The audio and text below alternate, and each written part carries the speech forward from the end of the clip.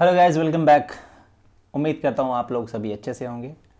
और इसके साथ साथ विदाउट वेस्टिंग एनी टाइम आज मैं बात करने वाला हूँ जो पीछे दो आईपीओ गुजर गए, एक हैप्पीएस्ट माइंड और एक रूट मोबाइल एप्लीकेशन। ये दो चीज़ें हो गई दो आईपीओ प्लस एक्सपायरी डे पे जो लोग काम करते हैं, एक्सपायरी डे को लेके जो लोगों के अंदर गलत धारणाएं चल रही हैं या मार्केट में गलत कॉल्स चल रहे हैं, इसके वजह से जो क्लाइंटों को लॉस हो रहा है, इन दो तीन चीज़ों पे आज हम बात करने वाले हैं। करेक्ट है। पिछले 7-8 दिन हो गए, 10 दिन हो गए, बैक टू बैक मैंने कुछ वीडियोस ऐसे देखे, कुछ चैनल्स भी देखे। I am not criticising anyone, but I want to let you know कि जब से माइंड ट्री जब से हैप्पीएस्ट माइंड का वो आईपीओ आया ना, तब से 1000 वीडियो आ गए कि मैंने कहा था 100 time subscriber 100 times over subscribe होगा, कि मैंने कहा था 100 टाइम्स ओवर सब्सक्राइब होगा, ये क्यूआईबी का डेटा नहीं भरा हुआ था, आज ये भर गया, वो हो गया, ऐसे करके 1000 वीडियो आ गए। भैया आईपीओ लगाए, ठीक है, आईपीओ लगा लिया, उससे मेरा कितना पैसा बनेगा, कितना आएगा जाएगा, आईपीओ कैसा है, एक बार बता दिए, हो गया ख़त्म। 50 वीडियो बताने की ज़रूरत नहीं है। तो इन चीज़ों के चक्रव्यूह में ना फंसे आप, डायरेक्ट मुद्दा पे आए कि स्टॉक मार्केट में पैसा क्यों लगा रहे हैं, क्योंकि आपको यहाँ से पैसा कमाना है। तो मैं किसी को गलत नहीं कह रहा हूँ यहाँ पे, और मैं अपने आप को सही नहीं कह रहा हूँ, पर मैं ये कहना चाहता हूँ विदाउट वेस्टिंग एनी टाइम कि कोई सा भी आईपीओ आ रहा है तो आईपीओ में एप्लीकेशन लगाना है या नहीं लगाना है, आईपीओ कैसा है, ठीक है, कौन इस आईपीओ के लिए आ रहा है, कंपनी क्या करती है, कंपनी क्या नहीं करती है, क्या कंपनी का प्रॉफिट है, क्या कंपनी का बिजनेस है, दैट्स इट। इसी के बेस पे तो आईपीओ लगाते हैं लोग। अब आईपीओ में मैं आपको ये भी बताऊंगा आज कि आईपीओ में 3 तरह से आप पैसे कैसे कमा सकते हैं।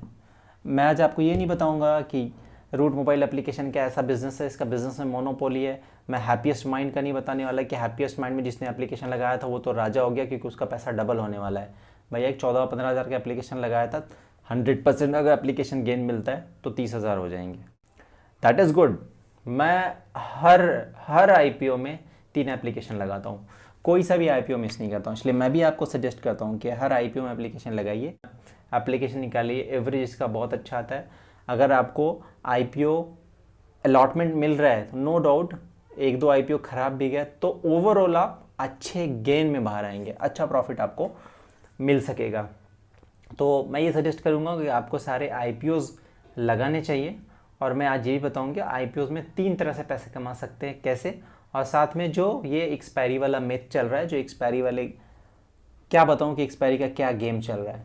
मैंने खुद किया है अपने हाथों से, टर्मिनल पर बैठ के, ठीक है, और मैं जानता हूँ कि क्या होता है और कैसे होता है, इसमें थोड़ा थोड़ा करके कितना पैसा लग जाता है। सो डिस्कस। मैं बता रहा था आपको कि आईपीओ में 3 तरह से पैसे कैसे लगा सकते हैं। The first is allotment.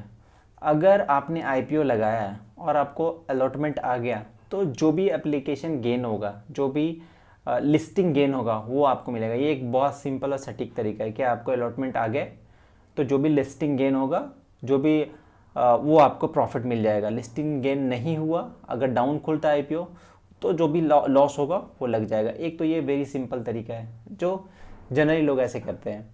और भी जो मार्केट में बहुत बड़ा काम होता है, जो एक ग्रे मार्केट है, वो अपने आप में एक आईपीओ का एक बहुत बड़ा मार्केट है, जिससे मार्केट में आईपीओ आते ही ग्रे मार्केट के थ्रू ये पता चल जाता है कि आईपीओ में कितना प्रीमियम चल रहा है, 100 रुपये का, 120 रुपये का। उसके हिसाब से ग्रे मार्केट में भी उसका भाव चलता है। अब ग्रे मार्केट होता है क्या और ग्रे मार्केट से पैसा कैसे कमाते हैं?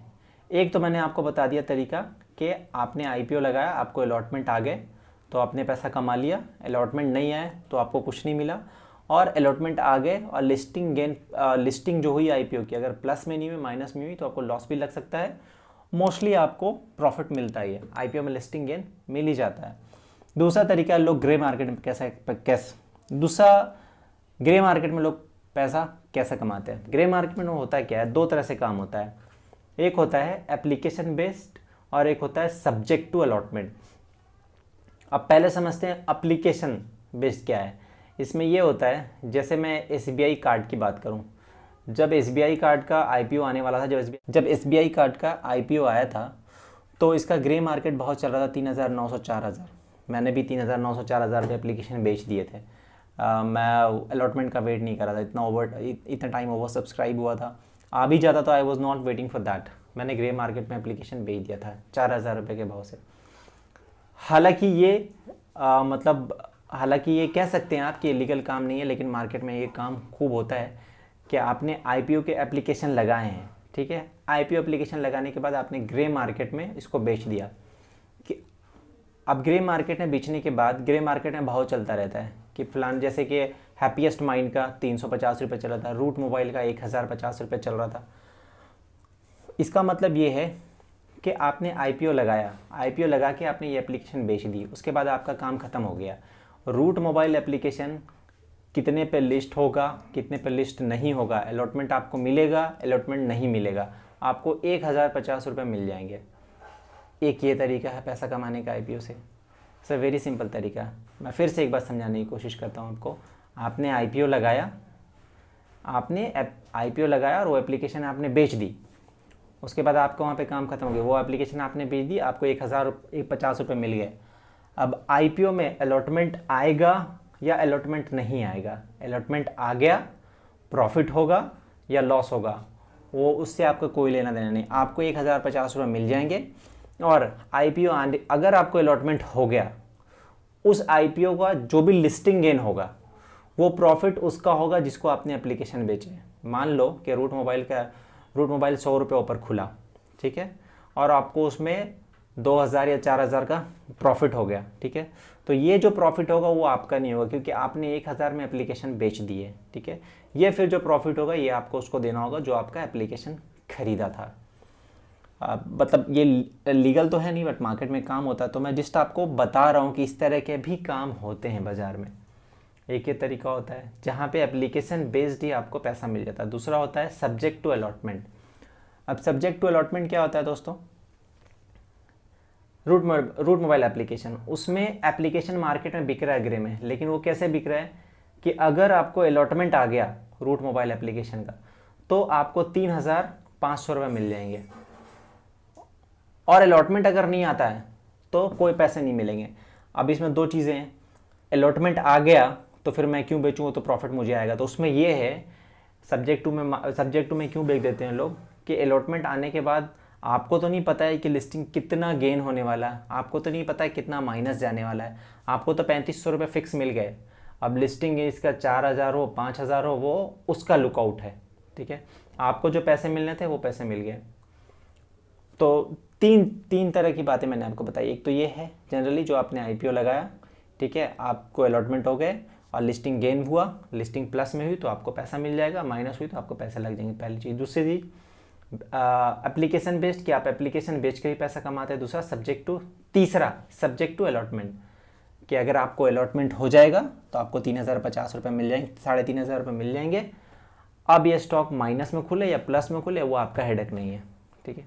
तो आपको दुनिया भर की बवाल पारने की ज़रूरत नहीं है, ठीक है, इतना 50 वीडियो में आपको फंसना नहीं है कि भाई QIP का डेटा क्यों नहीं भरा, ये इतना क्यों खाली है, ये इतना ओवर टाइम सब्सक्राइब क्यों नहीं हुआ। सो जस्ट फोकस ऑन के जो आईपीओ आ रहा है, कंपनी के फाइनेंशियल देख लिया आपने, कंपनी का बिजनेस मॉडल देख लिया आपने, आईपीओ के लिए और क्या चाहिए आपको, यही 3-4 चीज़ें देखने की ज़रूरत है। इससे ज़्यादा आईपीओ में कुछ रखा नहीं है। ये कोई लॉन्ग टर्म पर्सपेक्टिव तो है नहीं आपका इन्वेस्टमेंट का, आपको सिर्फ लिस्टिंग गेन चाहिए। So that's all about the IPO. बहुत ज़्यादा यहाँ पे कोई मचान नहीं है, ओके, बहुत ज़्यादा आपको यहाँ पे दिमाग खपाने की ज़रूरत नहीं है। Moving to next without wasting any time, कि ये टॉपिक मैं आपके सामने क्यों लेके आया हूँ, क्योंकि I want share my personal experience. मैंने जो मैं बार बार रिपीट क्यों करता हूँ, मैं क्लाइंट से मीटिंग क्यों करता हूँ, this is only the reason. मैं देखना चाहता हूँ उनका फाइनेंशियल, आखिर उन्होंने काम किया तो उनको प्रॉफिट हुआ तो कैसे हुआ, आखिर ये क्लाइंट काम कर रहा है तो किस पैटर्न पे काम कर रहा है, इसको प्रॉफिट लॉस हो रहा है। मेजॉरिटी ऑफ द क्लाइंट है दे आर इनटू लॉस क्यों हो रहा है, बहुत सारी वजहों से लॉस हो रहा है। पर एक टॉपिक मैं आज कवर करना चाहता हूँ जो एक्सपायरी को लेके, खास करके निफ्टी और बैंक निफ्टी में जो एक्सपायरी को लेकर लोगों को काम कराया जा रहा है, क्लाइंटों को काम कराया जा रहा है, ये बेहुदापन है, इसको बंद कर देना चाहिए। लोगों को शर्म आना चाहिए कि ऐसा काम क्यों करा रहे हैं। बैक टू बैक लॉसेस हो रहे हैं, छोटा छोटा लॉस हो रहा है, और ये छोटा छोटा loss along with brokerage, along with other charges, ये एक बहुत बड़ा लॉस लास्ट में इकट्ठा हो जाता है। जब पूरे फाइनेंशियल ईयर के लास्ट में देखते हैं तो वही लॉस लाखों में पहुंच जाता है जो 5-5 10-10 हज़ार में हो रहा है। कैसे काम कराते हैं? एक तो मार्केट में ये ट्रेंड चल रहा है sir zero to hero call. अब भैया ये ज़ीरो टू हीरो कॉल क्या होता है?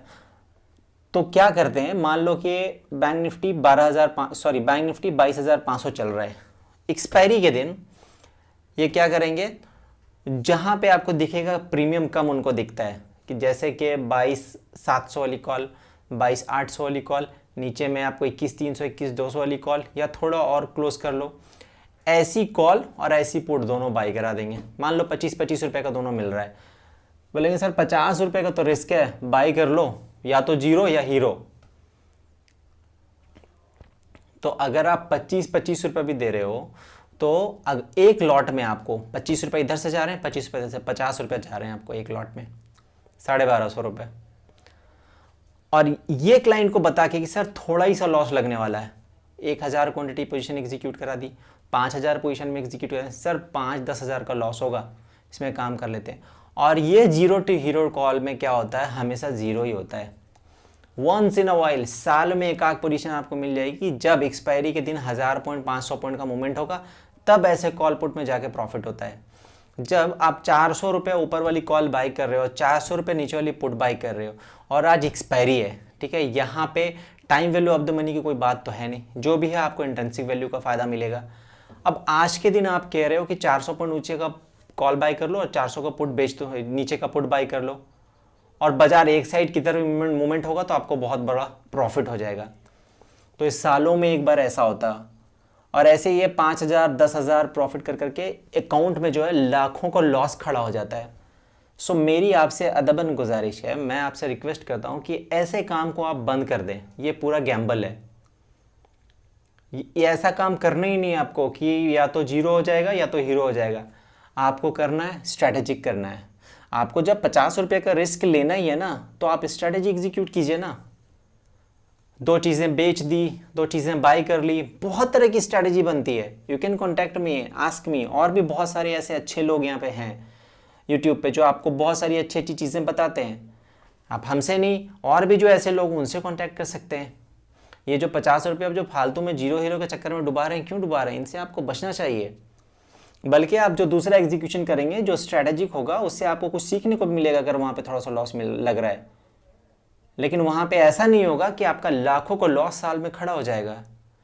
This hurts me. मैंने देखा, मैंने अभी बैक टू बैक क्लाइंटों के कॉल भी रिसीव किए हैं इस रिगार्डिंग। तो इतने कॉल्स रिसीव करने के बाद और जो क्लाइंट से मिला उसके बाद मैंने सोचा कि ये आपको बताना चाहिए। तो एक्सपायरी का ये वाला जो धंधा चल रहा है ना, इस धंधे को बंद कर देना चाहिए।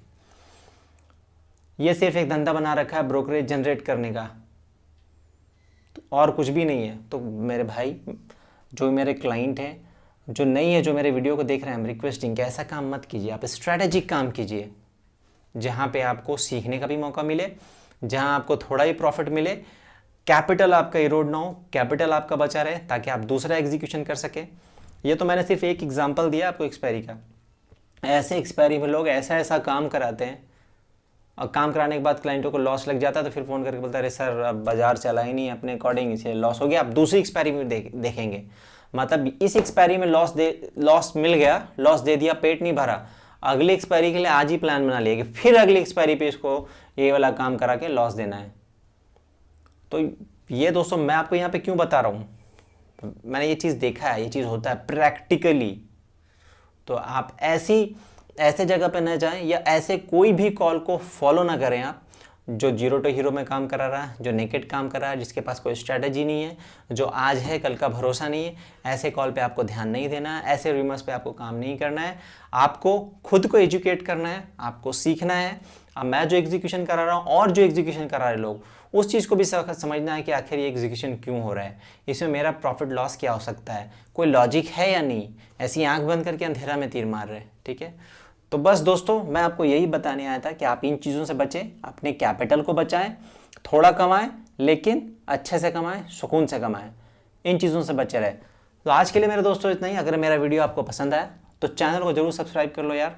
और जाने से पहले मैं आपको एक बात और बताना चाहता हूँ, IPO से रिलेटेड अगर आपको कुछ समझ में नहीं आया, you can ask me by text.